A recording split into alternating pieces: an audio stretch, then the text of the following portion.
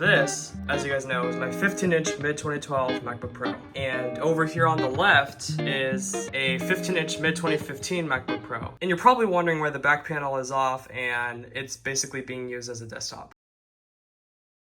So this basically all started in 2023 when I bought a 15-inch early 2015 Retina MacBook Pro, and this was pretty interesting, I will say, because I only had it for a couple months, and there was one specific reason why I opted to return it is because it got warm. And of course, it's a 5th gen dual core. The thinner chassis did not exactly put the cooling at all, so that's basically why I opted to sell it on eBay. After I sold that, I of course got the 15-inch mid-2012 Unibody MacBook Pro, and this was actually pretty great because it was the fastest Mac I had at the time until I got the M1 Pro just 2 months later. It did have a weak processor and GPU, but this was still an improvement as far as I'd say, because it's the base 2.3 GHz quad-core i7, the Intel HD 4000, and it only had half a gig of VRAM with the Nvidia GT650M, and it was still pretty decent though, I will say. I'd replaced the thermal paste when I got it, and basically, even though I had the M1 Pro, I kept that mid-2012, and it ran fine at least until just a couple weeks ago.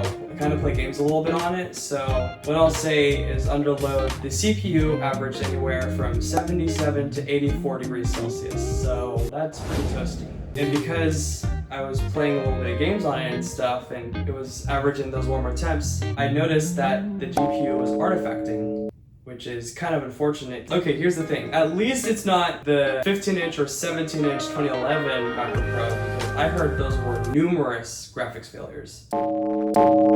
Luckily, I have the Nvidia GT, which isn't so common to fail, but I think mine's just lightly failing at this point. And so I had a feeling that I would eventually have to replace it, and while I did get a hard drive upgrade for it because I had a 512 gigabyte boot drive on an SSD, and then I also installed a 1 terabyte hard disk drive for extra storage. And this MacBook Pro definitely ran strong for the time that it did. And now what I'm thinking is I'm definitely gonna have to replace it. And so I looked back and I told myself I would want to get the 15-inch mid-2015 MacBook Pro, so that's what I did. And I went for a little bit more beefy specs. I got the 2.8 GHz quad-core i7, which is the maximum one you can get, and if you get at least 2.5, you're getting dual graphics. So, of course, I have the Intel Iris Pro graphics, and then I also have a beefy 2GB AMD R9 M370X. This was quite surprising as far as I'd say in terms of performance once I did certain things. But of course, once I got it, I opened the back panel up to replace the thermal paste, and I was surprised it wasn't that dusty inside. But once I took the heatsink off, the thermal paste was probably never changed, so of course I fixed that. I took out the 1 terabyte NVMe SSD, and you're probably wondering like, why did you remove it? And I'm like, I don't think I'll need that much storage for that. It's just sitting in a different part of my room right now.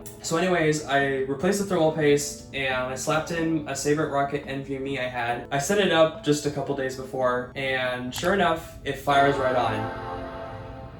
It was on macOS Catalina because I set it up using an 11-inch mid-2012 MacBook Air, which is another story. Anyways, once I got that set up, I was thinking about which OS I wanted to install. My 15-inch mid-2012 was on macOS Sequoia, which probably isn't the best idea because I noticed I was experiencing increased power consumption, so I figured I might as well just run macOS Sonoma because that's where my mid-2012 ran fine. Basically, I installed macOS Sonoma, and when I did that, that's when I went to test how it did in games. And to my surprise, the CPU and GPU actually work together pretty well until it gets warm. That's when I noticed a little bit of thermal throttling, and especially the fan curve is very interesting and a lot different. So I decided to take the back panel off and basically just use it as a full-on desktop. Once I took the back panel off and set a custom fan curve, I kept much more of my performance, and my fans were not spinning as much, and the CPU and GPU were averaging better temps. Instead of 77 to 84, it was now 66 to 72. So that's a lot better. I installed a custom app the other day, and I noticed that sometimes my clock speed would randomly just hover, but it wasn't as bad as before when I was using it as a laptop. So I think that's the thing, is because those Intel MacBook Pros, they get warm in their thinner chassis, that I find it better to use it as a desktop, especially if you're going to be doing some gaming or intensive tasks on it. I don't do anything too intensive. I'm not not a full-on gamer. I just have some basic games like Roblox and Minecraft. You know how it goes. The only annoying thing about this MacBook Pro